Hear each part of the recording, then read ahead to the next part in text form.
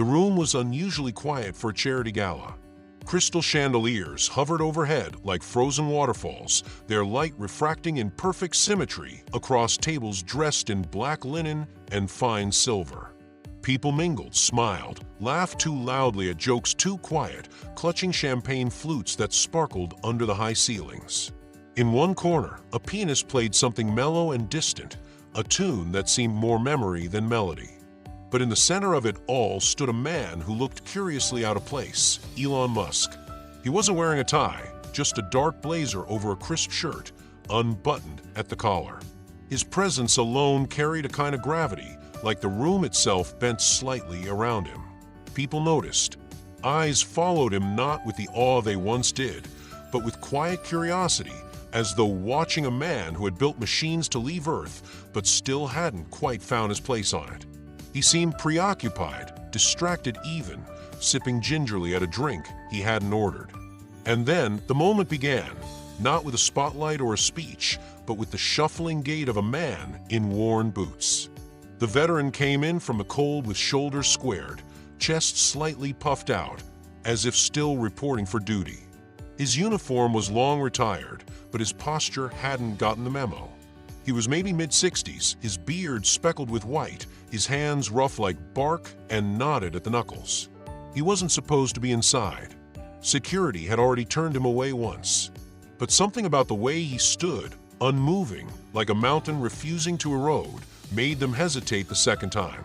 He crossed the room slowly. People turned. Some whispered. Some frowned. Others just stared.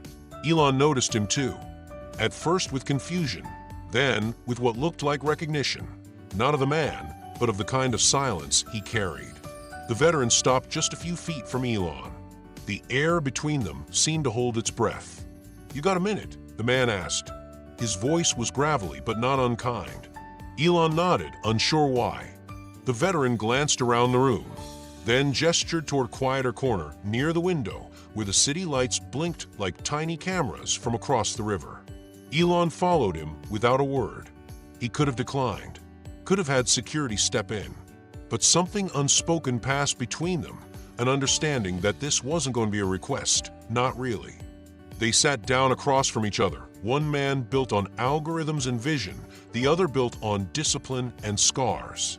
And after a long pause, the veteran leaned in just slightly and asked a question so disarmingly simple it sliced through the noise of Elon's entire world. "Do you ever feel like you owe someone your peace?" The words landed like a dropped glass. Elon blinked, not because he didn't understand, but because he understood too well. For a man constantly pushing the world forward, always building, launching, iterating, it had never occurred to him to think of peace as something borrowed, something given, something that could be owed. "Who are you?" Elon finally asked. The veteran smiled faintly, more with his eyes than his lips. "Just someone who spent 30 years fighting so people like you could dream with both eyes closed." For a moment, neither of them spoke. Elon looked at the man's hands, calloused, a finger bent unnaturally, probably from a long-heeled break. His left sleeve was rolled slightly up, revealing a faded tattoo of an eagle with outstretched wings, the ink softened by time. "I'm sorry," Elon said suddenly, though he wasn't sure why. It just came out. The veteran tilted his head. "For what?" "For not seeing." The man gave a single nod, as if that answer made sense. "That's the thing," he said. "People don't need you to see everything. Just enough." Outside, it started to rain lightly, drops streaking down the glass like tears trying not to fall. The city below carried on, oblivious to the gravity of the moment in that quiet corner of an opulent room. The veteran reached into his coat and pulled out something wrapped in a small cloth, faded green, maybe military issued. He placed it on the table gently. Elon looked down. It was a patch, no bigger than a business card, stitched and frayed at the edges. It bore the name Hollis in block letters. "That was my son's," the man said quietly. He didn't make it back. Elon looked up, eyes narrowing, heart sinking. He believed in the future, the man continued. "Say it was people like you who made the fight worth it." He used to sketch rockets and talk about Mars like it was around the corner. Said if he didn't come home, maybe someone else would make it farther because of the work you do. A lump formed in Elon's throat. His fingers brushed against the patch, and he hesitated, as if touching it might burn. I don't want an apology, the veteran said. I want an answer. Do you ever think about what's been paid, so people like you can build without fear? Elon stared at the name patch like it was a relic from a world he'd forgotten existed. Hollis. 5 stitched letters. That was all it took to bring everything else crashing in. He could see the veteran's eyes glinting with something deeper than pain, something older. It wasn't just grief.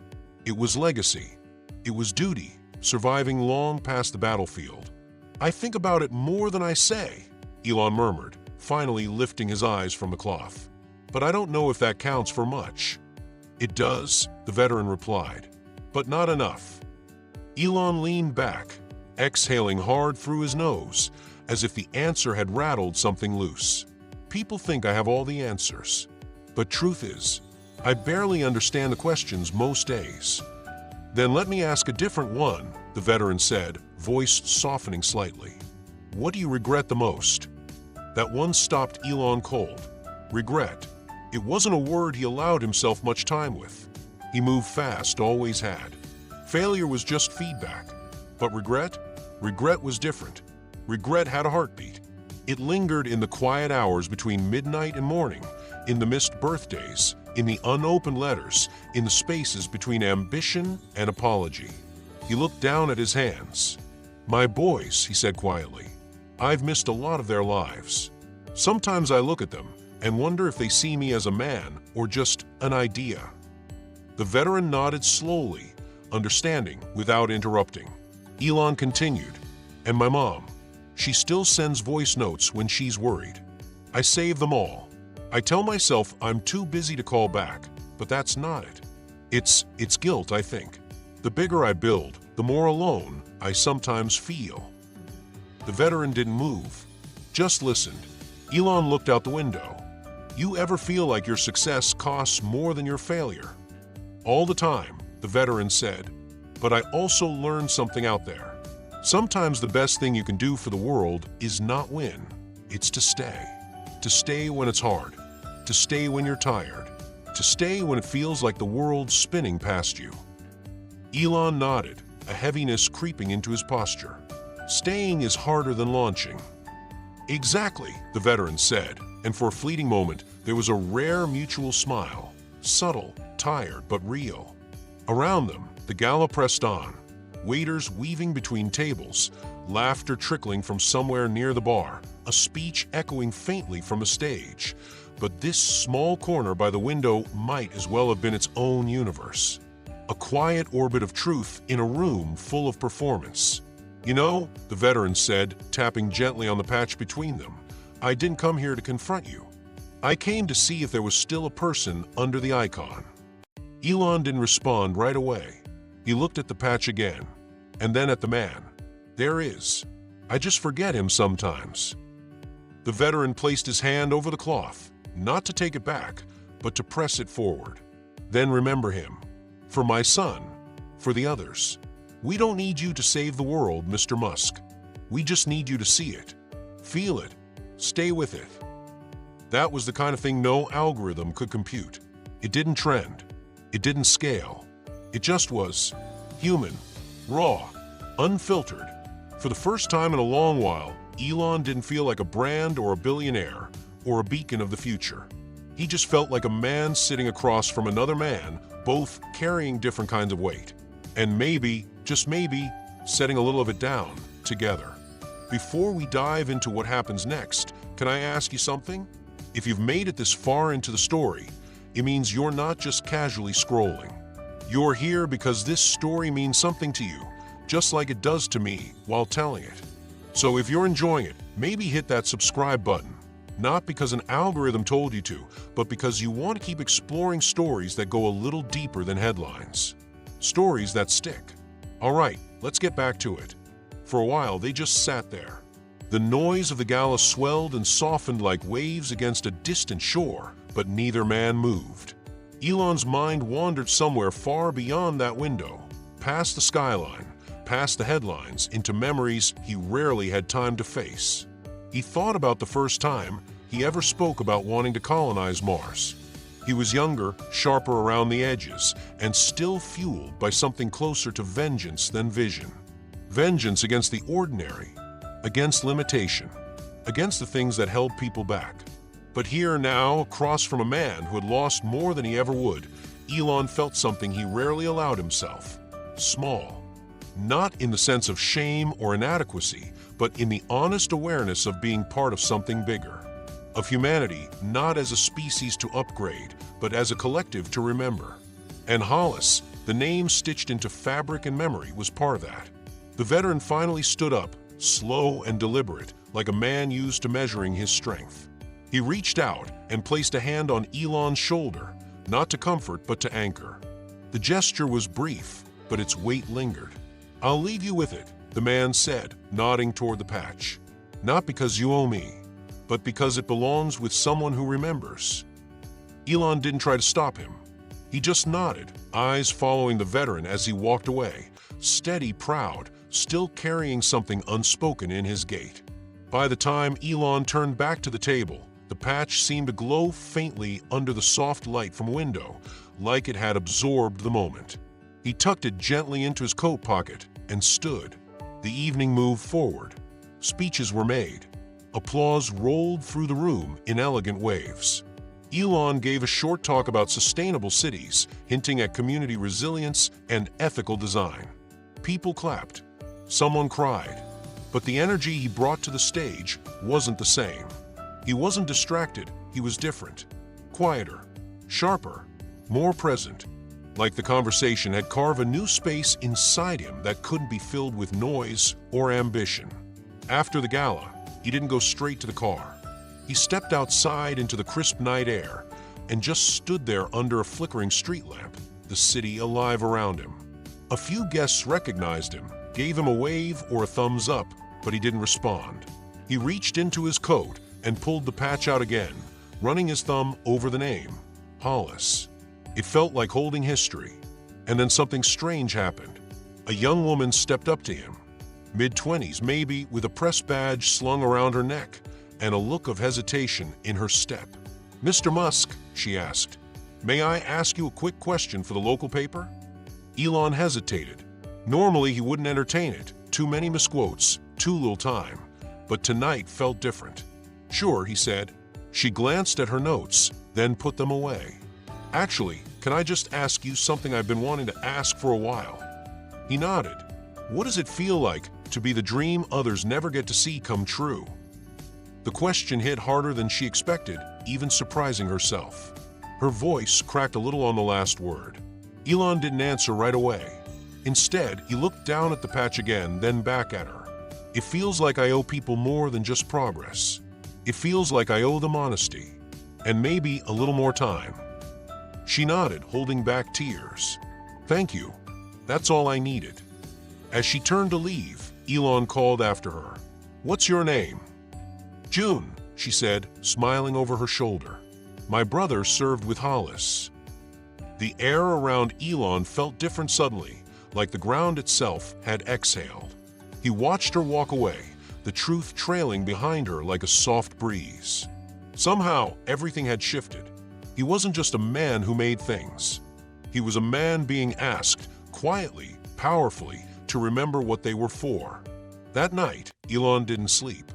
The hotel suite was luxurious, silent, with blackout curtains drawn across the tall windows, the lights of the city dimmed behind thick glass.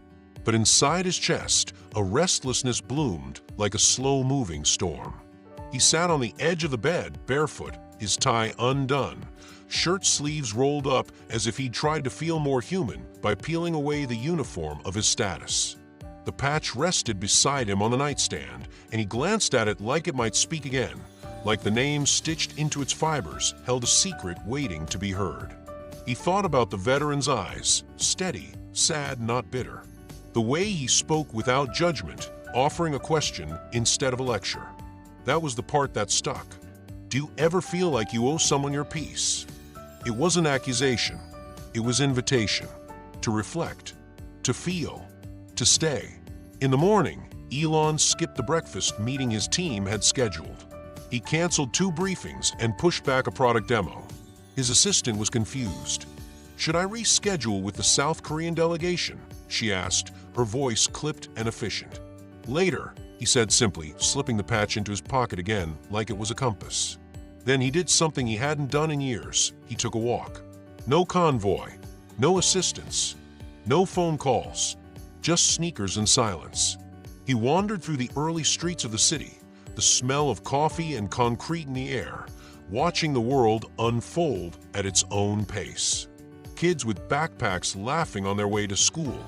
A woman walking a dog that stopped at every tree. A man sweeping the front of his barbershop. No one looked twice at him, not in the morning rush. And that anonymity, rare, sacred, gave him space to think. He passed a small veterans memorial nestled between 2 modern office buildings, a bronze statue of a soldier kneeling before a folded flag. Flowers, some fresh, some faded, had been placed gently at the base. Elon slowed his steps and stood there, unsure of why his throat tightened again. It was the quiet he realized. Not the silence of technology, but the stillness of reverence. Of people who had paused their own lives to remember others. A small plaque beneath the statue read, "In memory of those who served and those who waited.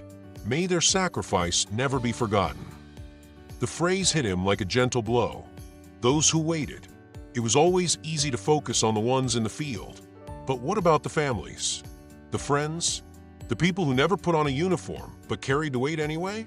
The ones like June, like her brother, like her question, what does it feel like to be the dream others never get to see come true? He sat on a nearby bench, elbows on knees, head bowed, not in shame but in awareness. And it was there, in that small moment, that he made a decision. Not a grand one, not an announcement, just something real.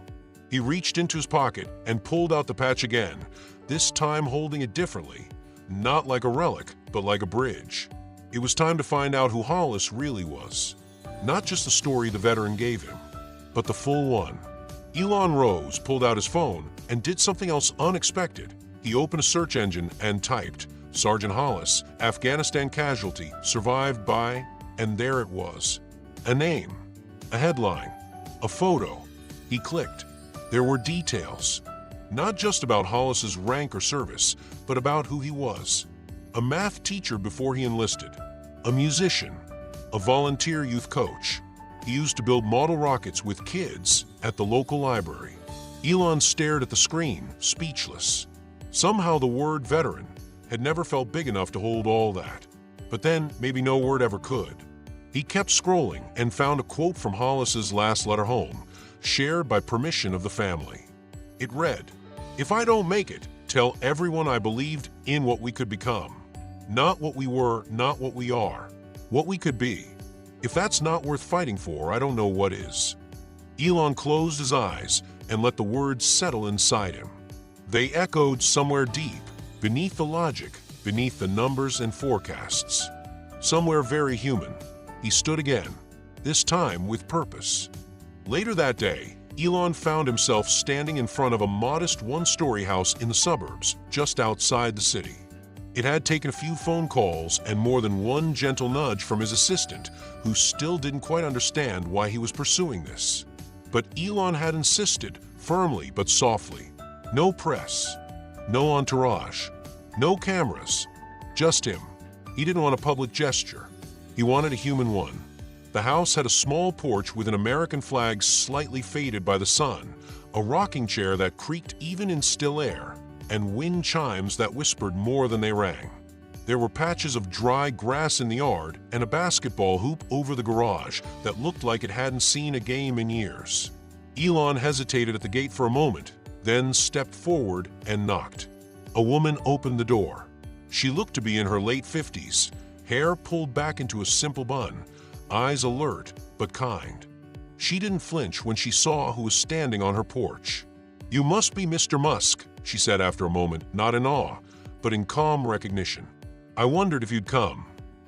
"You did?" he asked. She nodded. "My father called me after the gala." June stepped aside to let him in. The inside of the house smelled faintly of lemon polish and coffee.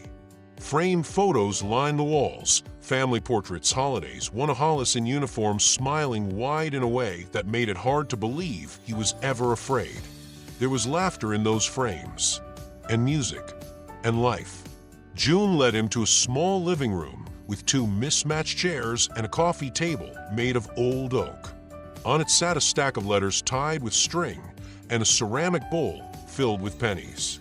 "My brother used to say you could measure a man by whether he kept the little things," she said, nodding to the bowl. "He never threw pennies away." Elon smiled softly. "He sounds like someone I would have liked to meet." June sat across from him, her movements deliberate, as if each one still weighed something invisible. "When I was a kid, Hollis used to tell me stories about space, about what it might feel like to look down at Earth from far enough away that all the noise disappeared. He used to say that people like you helped him dream past the edges of war." Elon swallowed the lump forming in his throat. "And now he helps me remember why we dream at all." She didn't speak, just nodded slowly as if the words needed space to echo. "I read his letter," Elon continued, "the one he wrote near the end.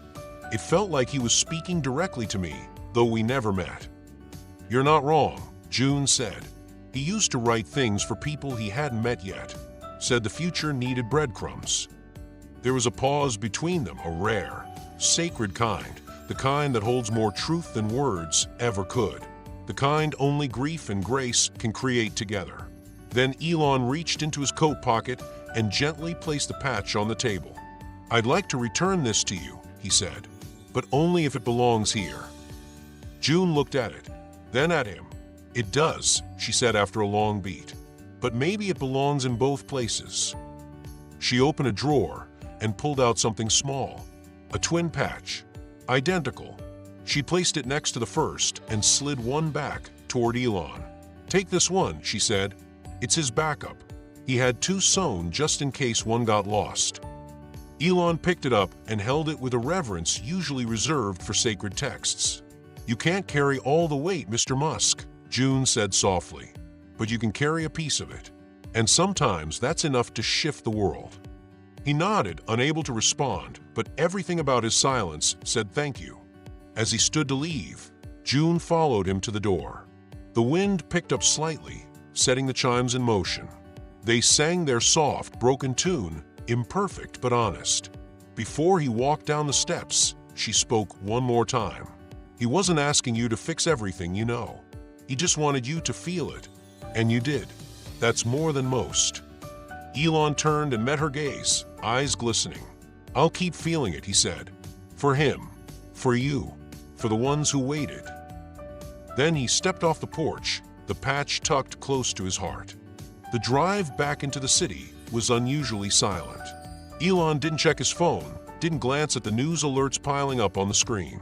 He sat in the back seat of the town car, windows slightly cracked, letting in the scent of pine and pavement. The patch sat in his palm, warm from being held so long, and he kept tracing the edges of the cloth as if he were trying to memorize its texture, its weight, its story. Something inside him had shifted. It wasn't the kind of shift people wrote about in articles or noticed in stock markets. It was quieter, more personal. The kind of shift that didn't change your brand, but your breath. And he knew this wasn't going to be a one-time moment of clarity. It was the start of something else. A remembering, a return. When he got back to the office, a sleek, glass-wrapped building that felt more like a spacecraft than a workplace, his team jumped into motion, ready to brief him on a new prototype launch, investor updates, public relations issues. But he held up a hand. "Give me 10 minutes, he said. They blinked, confused, then nodded. He walked past the wide-open atrium and into a smaller room tucked at the back of the floor.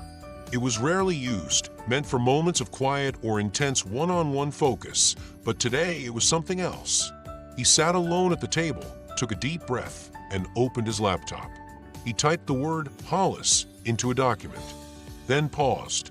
He thought about all the mission statements he'd written over the years, all the pitches, all the visions of the future that lit up screens and boardrooms. But this time there was no audience, no slides, Just truth. He began typing slowly. This isn't about innovation. It's about memory, and what we owe to those who made dreaming possible. He didn't know where it was going yet, only that it had to begin there. Later that afternoon, he asked his assistant to call a staff meeting, not just the executives, but the whole floor. Engineers, designers, interns, everyone. They gathered in the large open space near the model of a Mars habitat, murmuring with curiosity.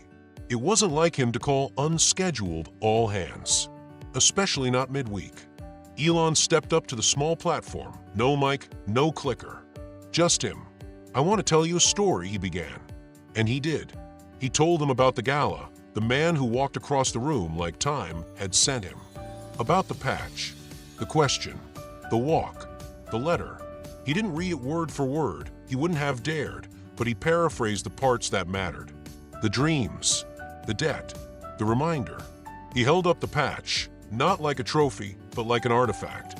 "This is why we do what we do," he said. "Not because we want to escape Earth, but because we need to honor it. Everyone on it, especially those who gave us the time and space to imagine something better." No one moved. No one even shifted. The room had gone still, like they knew they were witnessing something that didn't happen often, not from him. "Not like this. We're going to change some things," he added. "How we talk about what we build, who we build it for, what we remember. From now on, every major project we release will include a namesake. Someone who stood for more than technology. Someone who gave us the freedom to think freely." He paused, then smiled. Not the PR smile, but the real one. "The first one will be called Project Hollis." A murmur swept through the room, soft and respectful. Heads nodded, a few eyes welled. And somewhere in the back, an intern who had been thinking of quitting that very week suddenly stood up straighter, reminded why she started in the first place. After the meeting, people lingered longer than usual. Conversations weren't about code or deadlines, they were about people. About teachers, about brothers, about those who came before. That evening, long after everyone had left, Elon remained in the building. He walked through the empty halls, past glass offices glowing faintly in sleep mode. At the far end of the main corridor, he came to a blank wall and stared at it for a moment. Then he pulled out the patch and pinned it there at eye level. It wasn't for show. It was for remembering. Word spread faster than Elon anticipated. Not through the media, he hadn't posted a thing, but through people. Whispered in hallways, forwarded in emails, mentioned over coffee, in hushed tones like folklore. "Did you hear what he did? Did you hear about Project Hollis?" And unlike so many things that lost their meaning as they went viral, this one seemed to gain weight as it traveled. It stuck. It lingered. By the end of the week, the quiet wall where Elon had pinned the patch was no longer blank. Someone had placed a photo of their grandfather below it. Another added a small ribbon from their cousin's funeral. A sticky note in neat handwriting read, "For my brother Liam. Thank you for helping me dream again." There were no instructions, no announcement, just silent permission to remember. Elon saw it one morning early, before most had arrived. He stood there for several minutes, arms crossed loosely, the beginnings of a tear welling in one eye. Not for the sorrow, but for the sacredness of it all. This wasn't about building rockets anymore. It was about building meaning. Later that day, a maintenance technician named Rob caught Elon in the hallway. Rob wasn't the type to start conversations. He preferred fixing things to talking about them. But he stopped him all the same. "Hey, Mr. Musk," he said, adjusting the tool belt slung low on his hip. "My dad was in Nam. Never talked about it. Never asked us to thank him. But he kept this letter my mom wrote him taped inside his locker until the day he passed. Just wanted you to know, what you said the other day made me call my mom. First time in years." Elon didn't say much, just placed a hand on Rob's shoulder and nodded. That was all that was needed. That evening, Elon sat at his desk long after the office had gone still. The glass walls reflected his image back to him like a ghost, tired, contemplative, more human than ever. He thought about Hollis again, not just as a soldier, but as a person, a brother, a coach, a dreamer, And for the first time in years, Elon realized he didn't want to be remembered for what he built. He wanted to be remembered for what he saw, what he heard, what he held close even when no one was watching. His phone buzzed softly on the desk. A message from June. "Hey, I thought you might like this. Found it while going through some boxes." Hollis recorded it right before his last deployment. It's not much, but maybe it's enough. Attached was an audio file. Elon clicked. At first, it was just static. Then a voice, low and a little nervous. "If you're hearing this, it means I didn't make it home. But that's okay. Not because I didn't want to, I did, but because I believed in something bigger.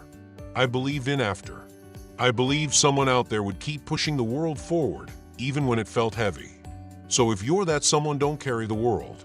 Just hold on to the reason you started. That's enough." The recording ended. No music, no dramatics, just silence, rich and complete. Elon leaned back, staring up at the ceiling. For all the simulations, all the models and forecasts, nothing in his life had ever felt as real as that voice. A man he never met, a legacy he now carried. And somehow, in that quiet moment, everything made sense.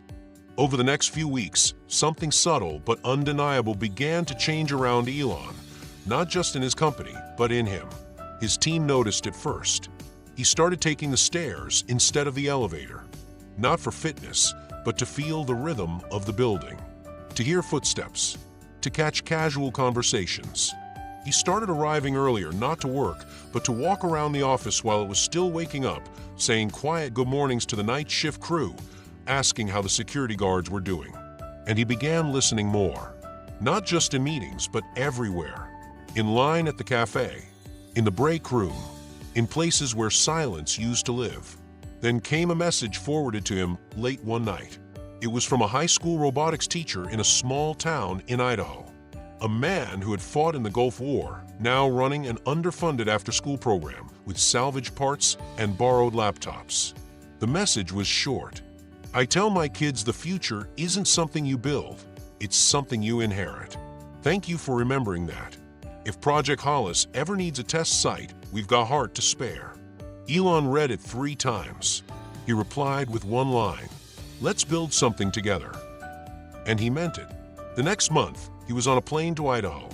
No press release, no fanfare, just him, 2 engineers, and a quiet sense of purpose. When he arrived, the students didn't cheer, they stared. Eyes wide, curious, a little nervous. And then as Elon knelt beside a cracked laptop to see a student's design for a solar-powered filtration device, something clicked. Not in the device, but in him. These weren't just kids. They were possibility incarnate. He spent 3 hours there, helped them rewire a faulty circuit, sat in on a brainstorm session about space agriculture. And before he left, he pulled out the Hollis patch from his coat again. This time, not to explain, but to offer. "I carry this to remember why we dream," he said. "Now you all carry the dream forward." The teacher wept. That night, Elon didn't fly home. He checked into a small roadside motel just outside of town and sat in the parking lot for an hour, watching the stars emerge one by one above the mountains. No noise, no interviews, just sky and stillness. Somewhere along the way, ambition had turned into armor. Now he was shedding it, not to become less, but to become more. The next morning, his inbox was flooded. Somehow, the visit had gotten out.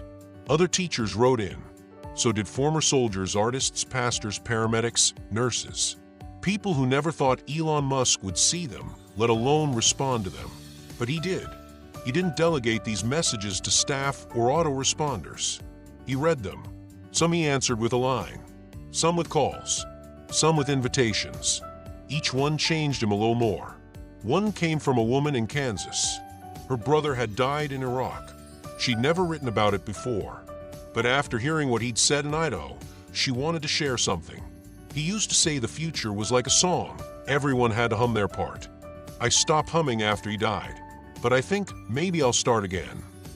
Elon stared at the words for a long time. Then he played the audio from Hollis again, not because he needed to, but because it had become a ritual. A tether to the reason. A hum in the dark. He whispered to himself, almost without realizing, we all have to hum our part. And the hum echoed softly in his chest. The voicemail had been sitting in his inbox for over 2 weeks, marked unheard, though he had listened to it at least 4 times in private. It was from his mother. Hi, darling. I heard about the memorial wall. I don't know all the details, but people are talking. They say you're different lately. I don't know what changed, but I just wanted you to know I'm proud of you. Call me sometime, okay? Elon sat alone in his living room, the lights off except for the warm glow of a small floor lamp. The night beyond the windows was vast and velvet, sprinkled with city stars. In his hand, the backup Hollis patch sat next to a half-empty glass of ginger ale and a folded note card with nothing written on it. He'd meant to write something for the wall at work, but every time he tried, the words got stuck behind the tightness in his throat. He thought about his mom, thought about her holding the family together when everything around them was crumbling, thought about the way she never asked for more, only offered what she had. She wasn't a veteran. She hadn't worn a uniform. But somehow he realized she had fought too, fought to believe in him before the world did, fought to keep him connected to the person he once was. He picked up his phone and called. Hello, she answered on the second ring, like she'd been waiting near it all evening. Hey, Mom, he said. His voice cracked just slightly. There was a pause. Hey, she replied, voice soft. I wasn't sure if you'd call. I wasn't either, he admitted. They talked for a long time. About nothing at first. About everything after. She told him about a neighbor who had finally cleaned up their garden, about a poem she read that reminded her of his childhood drawings of Mars. He told her about Hollis, about June, about the audio message. He didn't cry, but he didn't hide either. There was no mask, no posturing. Just a son speaking to his mother. I wish I could have met him, she said about Hollis. I think you would have liked him, Elon said. He sounded like someone who knew how to see people, even from far away. You used to be like that too, she replied. Maybe you still are. That stuck with him. After they hung up, he stared at the phone, then at the patch, and finally picked up the blank note card again. He wrote, to the ones who see quietly, who serve without needing a title, who carry others without applause. You are the reason we dream with both eyes open. He didn't sign it. He didn't need to. The next morning, before anyone arrived, he pinned it on the wall beside the photo of Hollis. Later that day, a quiet woman from accounting left a card next to his that simply read, Thank you for letting us feel. Sometimes that's all we needed. Something else shifted then. His office, once a cathedral of innovation, had become something more human. A sanctuary of memory. A place where emotion wasn't weakness, it was a reason. That afternoon, a journalist requested an interview. Elon declined. Instead, he spent the day walking the floor, stopping by desks, listening to stories. One engineer talked about their grandfather who helped build the Apollo simulators. Another shared how their mom drove ambulances during Katrina and never once called herself a hero. Elon didn't speak much. He just listened. And as he did, he felt something repairing inside him. Not just humility, but clarity. He no longer needed to be the voice. He needed to be an ear. 2 weeks later, Elon found himself standing on a sunlit sidewalk in a city he hadn't visited in years. It was Austin, but not the downtown skyline most knew from conference photos and startup posters. This was deeper in, closer to the neighborhoods where time moved differently. Slower, realer, where porch swings still creaked in the wind, and neighbors asked about your mom just because he had received a letter, handwritten, from a man named Miguel, a veteran who now ran a local community center for displaced families. The letter wasn't dramatic. It wasn't even emotional. It was practical, thoughtful, grounded in the kind of hope that refuses to call itself by name. We don't have much, Miguel had written, but we believe in showing up. And lately, a few of the kids have started asking if space is only for people who already have everything. I don't have the answer, but I thought maybe you might. So Elon came. No notice, no Twitter post, just a phone call, a rented car, and a patch still tucked into the lining of his coat. When he arrived at the center, it looked exactly as the letter had described. A converted laundromat, painted over in bright colors by local artists, with a mural of hands reaching towards stars. Inside, it smelled like crayons and floor wax. The kids were mid-lunch, half sandwiches and bottled water. The moment they saw Elon, some stared. One whispered, "Is that the Mars guy?" Another shouted, "He looks shorter in person." Elon laughed, not defensively, genuinely. It was the kind of laughter that let everyone in the room breathe easier. He spent the afternoon there. He didn't give a speech. Instead, he sat cross-legged on the tile floor while a group of 8-year-olds tried to explain a rocket design made from recycled juice boxes. One girl, eyes wide with confidence, declared, "This one goes all the way to the moon and back. Twice. No bathroom breaks." Elon smiled. "That's better than half the ones we've built." Miguel watched from the doorway, arms crossed, head shaking with an expression halfway between disbelief and gratitude. Later, when the kids were at recess and the quiet had returned, he approached Elon. "Why are you really here?" he asked. "You could have just written a check." Elon nodded. "I could have, but I wouldn't have heard her talk about moon missions without bathroom breaks."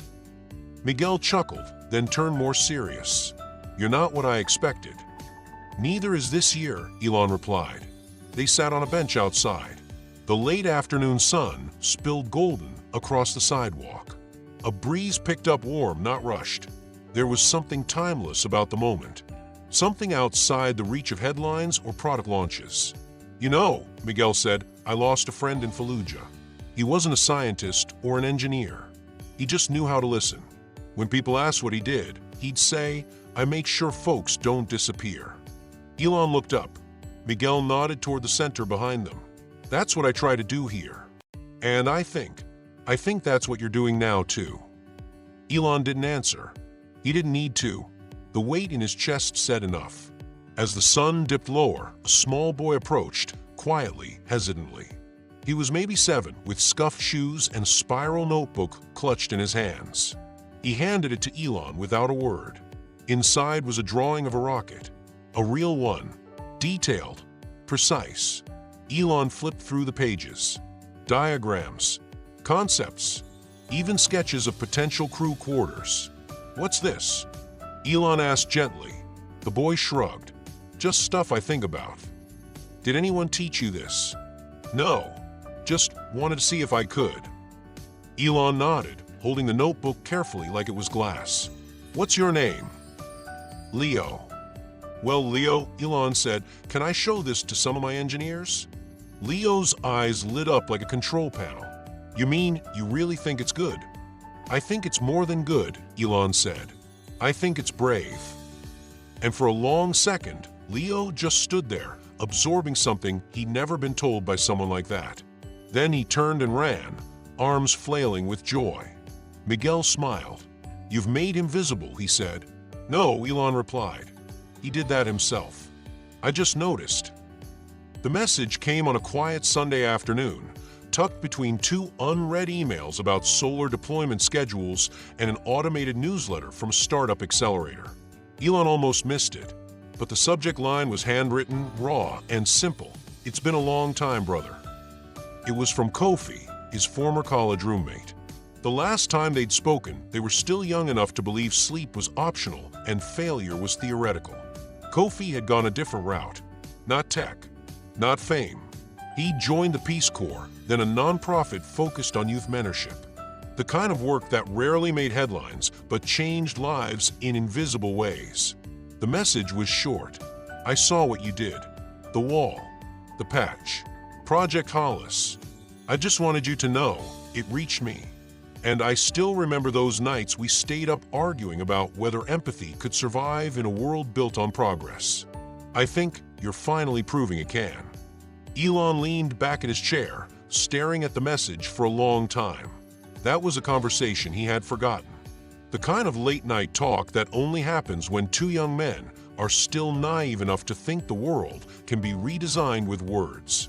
Kofi had always argued for heart. Elon had argued for velocity. But deep down, they both wanted the same thing: a world that didn't lose people in its own momentum. He replied quickly, "I'd like to see you, if you're nearby, or even if you're not." Kofi responded with a photo, him standing outside a train station with a duffel bag slung over one shoulder and a grin that hadn't aged a day. 3 days later, they met at a quiet outdoor cafe near the river. No paparazzi, no security detail, just two old friends with gray creeping into their hairlines and life written into the lines around their eyes. Elon arrived first. He was early for the first time in weeks. He wore jeans and a plain black t-shirt. No entourage, just presence. Kofi spotted him from across the patio and approached with a slow, deliberate gait. When they hugged, it wasn't the quick, back-patting kind. It was the real kind, the kind that says, "I remember who you were, and I see who you've become." They sat and talked for hours. About the past, about where it fractured, about where it healed. Elon told him about Hollis, about June, about Leo and the juicebox rocket. Kofi listened the way he always had, deeply, patiently, like he was mining the silences for gold. "You were always going to do something big," Kofi said, stirring his tea absent-mindedly. "I just didn't know you'd circle back around to something small enough to hold." Elon laughed. "Neither did I. I used to think I had to go farther than anyone else. Now I'm starting to think maybe I just had to go closer." Kofi nodded. "To what?" "To the people I forgot to see while I was building." They fell quiet again. The river behind them carried soft ripples, as if nature itself was whispering agreement. After the second cup of tea, Kofi reached into his bag and pulled out a folded cloth. It was worn but clean, with careful stitching at the hem. A quilt square. "I bring one to every city I visit," Kofi said. "Each one made by someone in our program. This one was stitched by a kid whose father never came back from a desert. He stitched the stars because he said he still talks to him through the sky." Elon held it gently, brushing his fingers over the threadwork. "I don't know what you're planning next," Kofi said, "but whatever it is, maybe it could use a few more of these."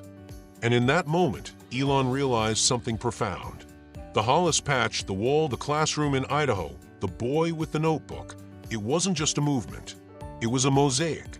And every name, every face, every thread mattered. When they stood to leave, Kofi placed a hand on Elon's shoulder. "Empathy doesn't slow you down," he said. "It grounds you. And sometimes that's what lifts you higher." The invitation came quietly, an email marked low importance, but landed with the weight of a whisper that refuses to be ignored. It was from a small veterans foundation based in Maryland, a grassroots group called Echo Forward. They were organizing a memorial gathering for fallen service members who had left behind creative work, drawings, letters, voice recordings, short films, sketches of inventions that would never be finished. They weren't asking for a donation. They weren't asking for attention. They were asking if Elon would read a letter. One written by Sergeant Hollis. The same letter June had shared with him weeks ago, the one Elon had read under a dim lamp, alone with the weight of the world balanced against the stitching of a patch. He didn't hesitate. "Yes," he wrote back. The event was simple. A wooden platform under a white canvas tent, chairs set up on a grassy field surrounded by trees still dusted with the soft green of late spring. There was no camera crew, no stage lights, just a microphone, a folding lectern, and a silence that held reverence like an old friend. Families gathered, some in uniform, some in worn t-shirts bearing photos of those no longer here. There were no banners, no slogans, only names. Names etched into small flags fluttering in the breeze. Elon arrived quietly, wearing a simple suit and no tie. In his breast pocket was the twin Hollis patch, creased now, softened by his fingertips. He was introduced not with fanfare but with respect. "Please welcome someone who didn't just hear the voice of one of our own, but carried it forward."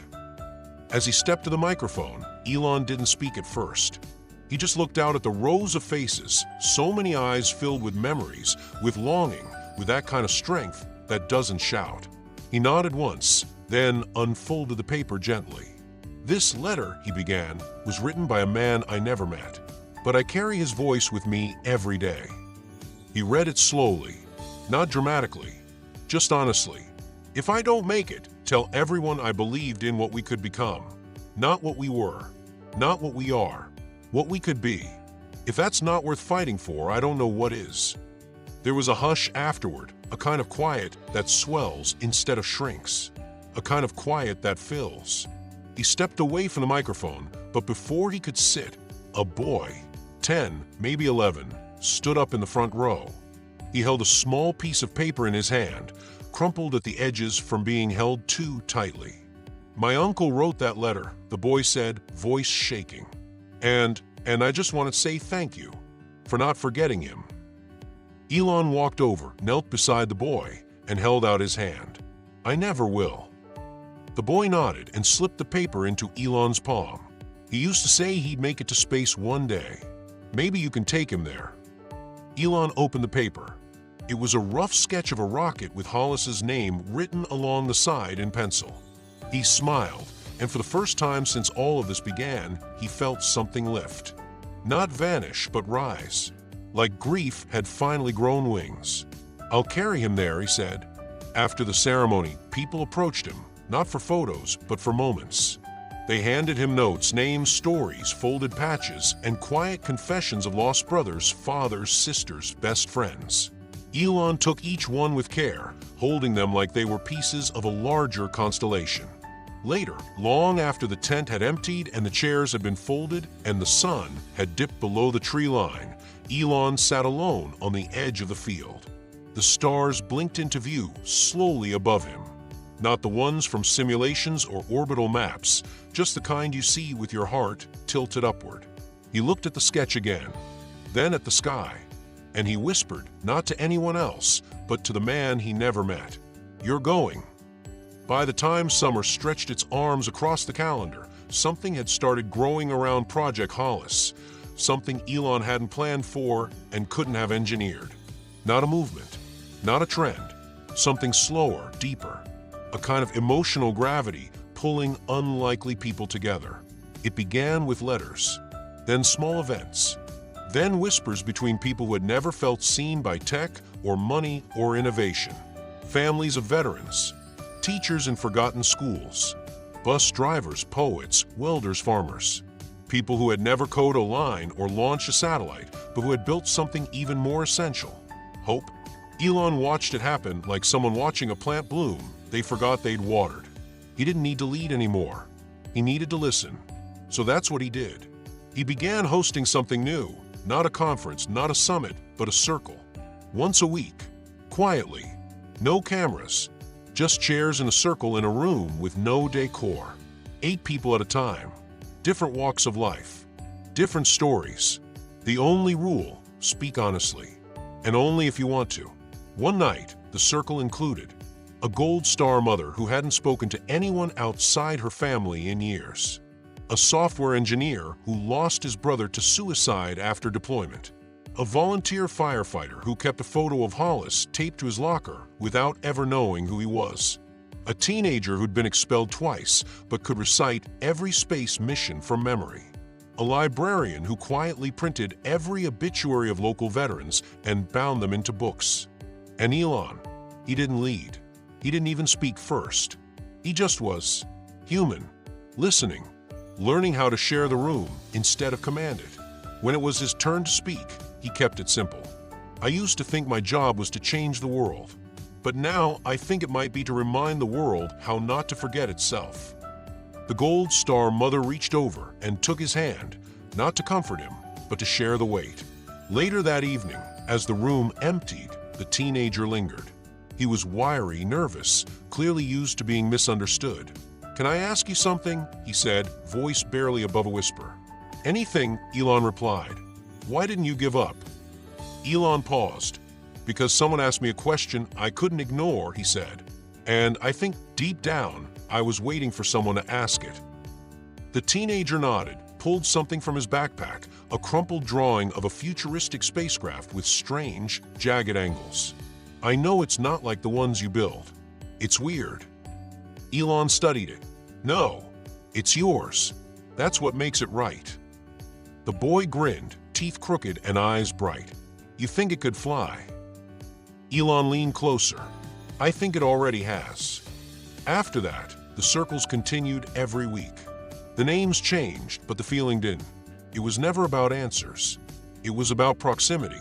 The kind of closeness you can download or automate. The kind that makes you believe again, not in the future, but in the present. Project Hollis grew not in size, but in soul. A small patchwork of memories became a quilt. A network of grieving hearts became a chorus. And at the center of it all wasn't Elon Musk the mogul, or the inventor, or the icon.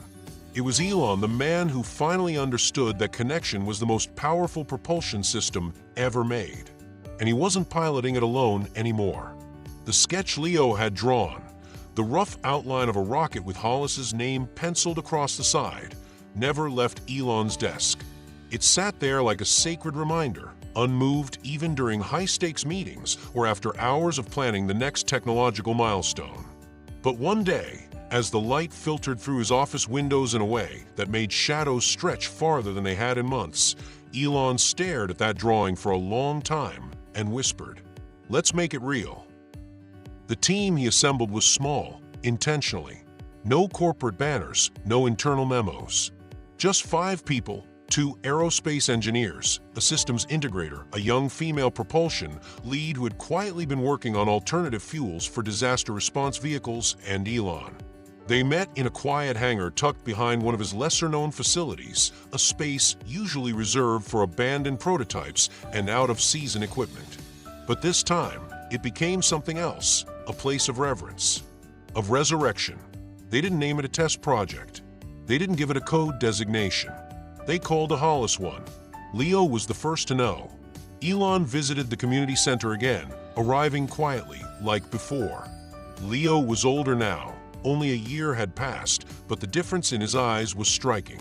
The kind of change that happens when someone believes in you deeply enough that you begin to believe in yourself too. "You remember your drawing?" Elon asked. Leo nodded. "The one with the name. I want to build it, but only if you help." Leo's eyes widened. "Me? I'm just a kid." "Exactly," Elon said. "That's why it has to be you." They started with mock-ups. Leo joined Zoom calls, sketched revisions, asked questions no one else thought to ask. He didn't try to sound smart, he tried to understand. And it made all the difference. When the team reviewed his updated sketch, the propulsion lead shook her head and said, "This is cleaner than half the stuff we see in Randy." Elon smiled. He's building from feeling, not formula. Within 6 months, Hollis 1 became more than lines on paper. It became structure. It became fuel calculations and material tests, and a custom panel where Leo insisted they place a small, sealed container inside the ship. When they asked what it was for, he said simply, "It's for letters." Letters from anyone who ever lost someone who dreamed. The plan was not to launch it to orbit. Not yet. The first flight would be suborbital, a memorial path, a skyward salute. But Elon was already thinking bigger. Not for ego, for honor. He reached out to June again, asked her if she had any more of Hollis's writing. She mailed him a journal, worn, frayed at the edges, pages filled with scribbled ideas, poems, names of people he'd served with. In the margins were notes that felt like they were written in another language, one made of duty and daydreams. Elon read every word, and on the back cover, there was a line that made him pause. Maybe the greatest launch isn't the one that leaves Earth. It's the one that reminds it why we look up in the first place. That became the inscription etched into the side of Hollis 1. The build took 9 months. Quietly, faithfully, the team worked through weekends. Leo visited twice a month, each time bringing another piece of inspiration. A story, a letter from a kid in another school, a badge from a cousin in the Navy. The rocket became a vessel of memory, not ambition. And when the day came to unveil it, they didn't do it at a launch pad. They did it in a field. Same one as the memorial. Same tent. This time more people. Families of the fallen. Veterans. Dreamers. Leo now holding the hand of his little sister, who had started drawing her own rocket too. Elon stood beside the ship. Sleek, silver, elegant, but simple. It wasn't a spectacle. It was a signal. He addressed the crowd briefly. "I once believed that looking up was enough, but I've learned it's not about escaping gravity. It's about remembering who held you to the ground while you prepared to rise." Then he stepped aside, and Leo, in front of everyone, placed the final bolt into the outer casing, a symbolic gesture, but a real one. A nod to the boy who had once sketched in silence and now stood at the center of something bigger than even Elon could have predicted. The rocket wasn't just Hollis's story now. It was all of theirs. The weeks after the unveiling of Hollis, one passed like a tide, gentle but persistent, shifting the landscape beneath Elon's feet. For the first time in years, his calendar wasn't dominated by product launches or acquisition meetings. It was filled with people, real ones, not influencers or CEOs or board members. People who had once felt like they lived in the shadow of someone else's dream.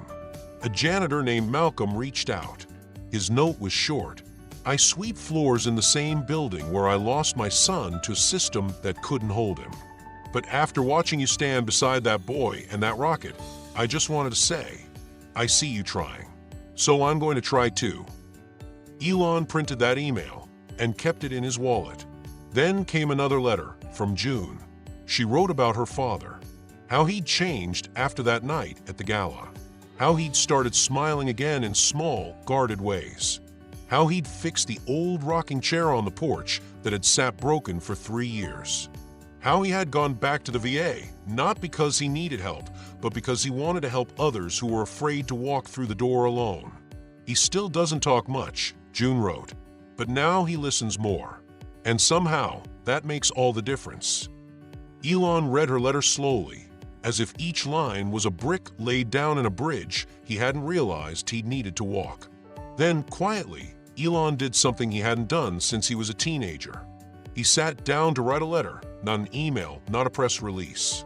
A letter, handwritten. The paper was heavier than he remembered, the ink slower, but the feeling of it was grounding. He addressed it to June's father. "Dear Sir, I don't know if I'll ever be able to repay what your question gave me, but I can promise you that I won't stop trying. I used to believe that the sky was the limit, that pushing beyond the atmosphere was the highest act of human potential. But I was wrong. The highest act is remembering, and you reminded me how. With respect, Elon." He didn't sign it as a billionaire. He signed it as a man who had finally learned that gravity wasn't something to escape, it was something to understand. Later that evening, he found himself standing on the rooftop of his office building. Not for the view, not for a speech, just to feel the wind. In his hand was Leo's first drawing, creased and faded, but still filled with that spark that had changed everything. He held it up to the fading sky, the stars just beginning to show themselves. And he whispered, "We're not done yet." Because Hollis 1 wasn't the final chapter. It was a beginning. Plans were already underway for Hollis 2, a satellite that would carry not data, but names. Thousands of them, each submitted by families across the country, tied to someone who had served, dreamed, or given in silence. It would orbit Earth quietly for 10 years, transmitting nothing except a single repeating message into the void. You are not forgotten. Elon didn't tell anyone that part yet. He wanted to wait, to build it with the same reverence, the same stillness that had carried him through this journey. No investors, no ads, just names, just stars, just one signal that maybe, just maybe, humanity had learned to look up not for escape, but for remembrance. The launch day for Hollis 2 wasn't marked by a countdown or fanfare. There was no flashy live stream, no press kit, no cheering crowd behind a barrier. Instead, it began with silence. The team had built the satellite in quiet collaboration, tucked in a separate wing of the facility, marked only by a plaque on the door for the names we carry. Inside, everything was intentional. Every component had been signed, not by engineers, but by family members. Instead of signatures in ink, there were thumbprints, lightly pressed, left like echoes. The satellite itself was no larger than a guitar case, but it was heavy with meaning. Inside, thousands of digital inscriptions, everyone verified, Everyone submitted through handwritten forms, not online forms. Elon had insisted on it. He said, if someone's going to be remembered in the stars, we should start by seeing their handwriting. Each letter, each story, each line carried by Hollis 2 would orbit Earth for 10 years. Every 97 minutes, it would pass over a different place, a different family, a different memory. The satellite wouldn't transmit signals to Earth. Instead, it would emit a low-frequency tone only detectable from space, a gentle hum just above silence. A vibration more than a message, something that said, we are still here. On launch morning, Elon stood beside June and her father on the observation platform. Leo was there, holding a folded flag he'd been given by a veteran who had seen Hollis 1 fly. Teachers were there, children who had drawn stars, parents who had buried dreams. The sun hadn't fully risen yet, and the platform was bathed in that tender light that feels like the Earth hasn't fully woken. As the rocket ignited, its plume rising slow and dignified into the sky, there was an applause. There were tears. There were hands on hearts. There was silence again, this time filled with reverence, not absence. Elon didn't speak. He simply watched, jaw firm, eyes glassy. As the rocket disappeared beyond the line of sight, a small speaker near the platform emitted a soft tone. Just once. That was all. And then slowly, people began to take out letters of their own. Some read theirs aloud. Others tucked them into the grass. One woman whispered her son's name into the air like a prayer. A boy set down a tiny wooden boat. A veteran took off his cap and held it against his chest. It wasn't a launch. It was a homecoming. Later that day, Elon walked the field alone. He paused by every letter left behind, picked them up one by one, not to collect, but to read, to absorb, to remember. He stayed until the last one had been carried away by the wind or gently placed in a weatherproof case by one of the team. Back in his office, he took out the original Hollis patch. It was fraying now. He pinned it to the wall behind his desk, not in the center. Off to the side, just visible, so that every time he looked up from his screen, it would catch the corner of his eye. A reminder not of war or loss, but of why. That evening, June's father sent him a message. Only 4 words. You kept your promise. Elon replied with 3. So did he. It was almost a year to the day since the gala, when Elon first saw the man who walked into a room like gravity itself had assigned him a mission. A year since the question had pierced the veil of noise that had cloaked Elon's life for so long. And now, as summer bowed into autumn and the air took on the golden sharpness of transition, something in Elon told him it was time to visit again. He didn't bring a camera crew.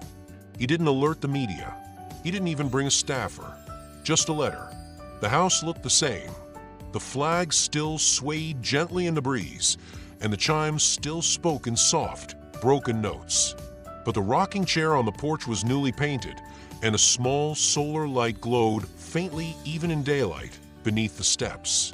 Elon climbed them slowly, feeling each one like a heartbeat. June opened the door. Her smile was quiet but complete. He's out back, she said. Elon walked through the kitchen, past a refrigerator covered in faded magnets and a dining table that looked like it had hosted more conversations than meals. In the backyard, the veteran sat under a tree in a canvas chair, a wool blanket draped over his legs, a thermos beside him, and a book open in his lap. When he looked up, he didn't appear surprised. I figured you'd come around again, he said, his voice rougher but still steady. Elon sat down in the empty chair beside him. I didn't want to wait another year. The veteran nodded. You bring the patch. Elon smiled faintly. Always. They sat in silence for a while, watching leaves fall without hurry. A breeze carried the sound of distant children playing.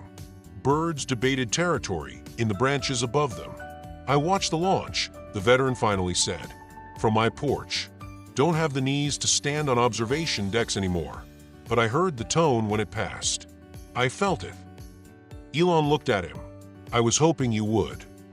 The man reached into his jacket and pulled out a folded piece of paper, creased yellowed, the edges worn. You know, this was the letter Hollis left me before his second tour. I never showed it to anyone, not even June. He handed it to Elon, hands trembling just slightly. Elon opened it carefully, his eyes scanning the lines slowly, reverently. If I don't come back, I want you to live more, not less. I want you to laugh louder, stand taller, listen longer. Because I'll be watching, not as a ghost, but as momentum. Carry me in your shoulders, not your shadow. When Elon looked up, the veteran was staring at the sky. I did what he asked, he said. For a long time, I didn't. But this year, I started to again. Elon folded the letter gently and handed it back. He's still pushing you forward, Elon said. He's pushing you too, the veteran replied. And the rest of us. The sun began its slow descent, stretching shadows across the yard. June stepped out with 2 cups of coffee and a plate of shortbread. They sat in the golden hour, not talking much, just being, and it was enough. Before leaving, Elon stood and reached into his jacket. He pulled out a small polished plaque engraved with the words, "To the man who reminded the world that peace is something we carry forward." He placed it gently on the veteran's porch railing. "I don't know what else to give you," Elon said. The man stared at it for a moment, then nodded slowly. "You already gave me what I needed, son. You showed up." And as Elon walked down the steps, he felt something shift, not inside him, but around him. Like the air itself had softened, like the world had leaned in a little closer. He didn't look back, not out of coldness, but trust. Trust that some stories didn't need revisiting because they were still unfolding. Some stories don't end. They echo. Weeks after Elon's last visit to the veteran's home, the season tipped into fall completely. The leaves gave up their hold. The light shifted. The wind carried something older, something softer. And in offices and garages and classrooms across the country, small ripples from that single question, "Do you ever feel like you owe someone your peace?" were still spreading. The wall at Elon's company was now too full for photos. So someone suggested building a second one, then a third. Eventually, they renamed the entire hall the Echo Corridor. Visitors passed through it every day, new hires, contractors, even children on field trips. No one left without stopping. No one passed through untouched. Leo came to visit again. He had brought his sister. She carried her own drawing now, a rocket that didn't fly into space, but hovered above Earth, shining a beam of light downward like a lighthouse in reverse. When Elon saw it, he knelt to her height and asked, "What does the light do?" She thought for a moment and said, "It makes the people on the ground feel seen." He looked at her, stunned, then whispered, "That's what we're building." Later, on a quiet night, Elon finally did what he hadn't yet found the strength to do. He went back to the restaurant, the one from the gala, the one where it all started.